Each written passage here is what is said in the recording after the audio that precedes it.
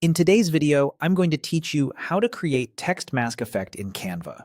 By the end, you'll know how to make an image show through the shape of letters and add an optional masked shape to enhance your layout, all within Canva's editor. First, open your design in Canva and head to the left sidebar. Click on Elements.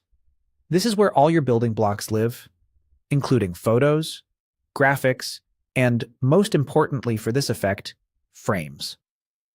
In the search bar, at the top of Elements, type letter frame. Letter frames are special placeholders shaped like letters. When you drop an image into them, the picture takes on the exact outline of that letter. Browse the results and pick the letter frame or set that matches your design idea.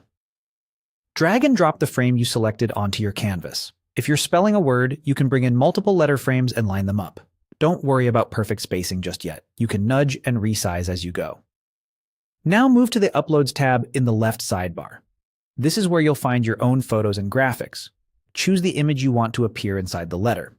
Drag and drop the image into the frame. You'll see it snap into place and fill the letter automatically.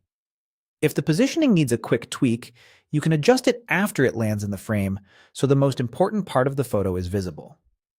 Next, let's explore an extra masking option to complement your text effect. Click on Apps in the left sidebar. This opens Canva's library of add-ons and tools that extend what you can do. In the Apps search field, type Clipping Mask. This app provides ready-made masking options that work alongside your design. Click on Clipping Mask to open it, then click on Start Masking. You'll be presented with a variety of mask shapes and styles. Select a shape that fits your layout. Think of it as a design accent that can echo the theme or balance the composition. When you've found one you like, click on Add to Design. The mask is added to your canvas, ready to be arranged with your letter frame text for a cohesive, polished look. That's it. You've created a clean text mask using letter frames and enhanced your design with a clipping mask shape.